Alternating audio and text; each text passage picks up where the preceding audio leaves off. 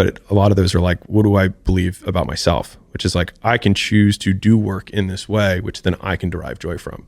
So like, if I'm shoveling shit, I can choose to be like, I will be the best shit shoveler because I believe that I will figure out how to do this more efficiently, and I will get better, and I'll have calluses on my hands, and I'll have a better back and whatever. But I will do this well.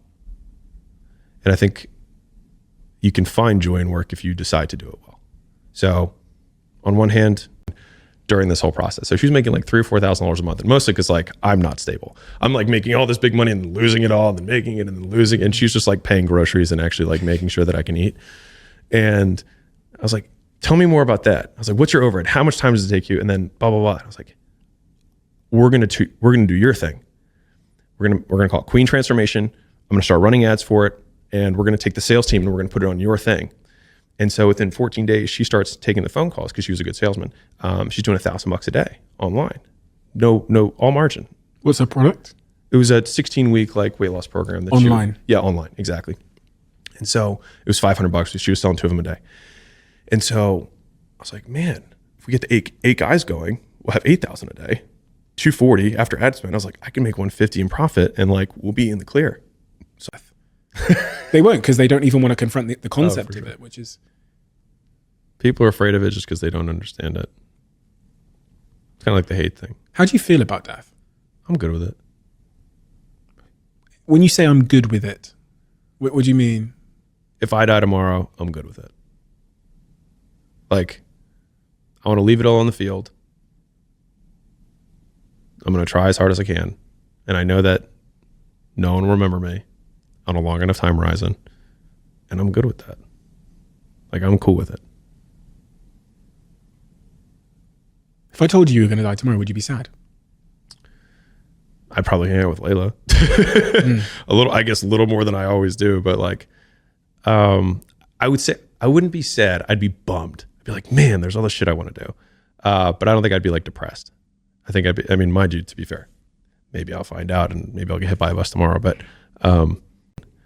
and so I always like to see, when I was in my earlier days, I felt like I was wielding my anger, at least in a direction. And I think also a lot of people think that they have to get like it right on the first shot. But one of the beliefs that I had was that I just want to be directionally correct. Like if I move, I know that I don't like this. And so this way is not where I am.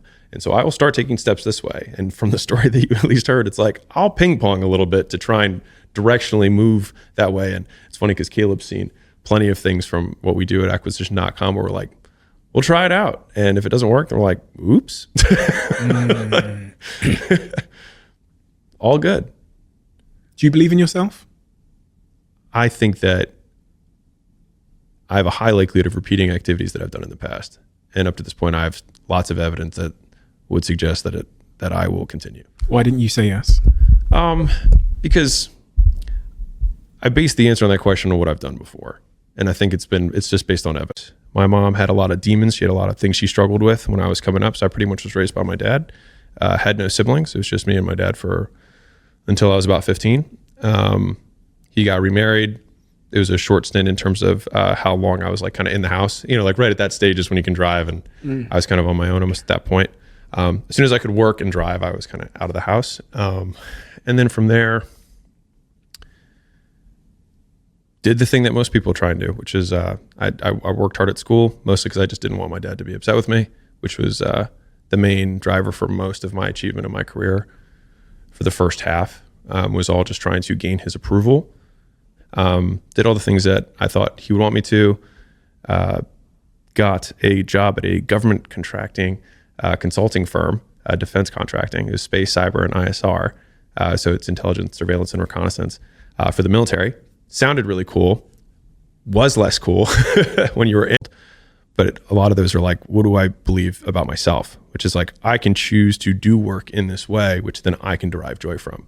So like, if I'm shoveling shit, I can choose to be like, I will be the best shit shoveler because I believe that I will figure out how to do this more efficiently, and I will get better, and I'll have calluses on my hands, and I'll have a better back and whatever.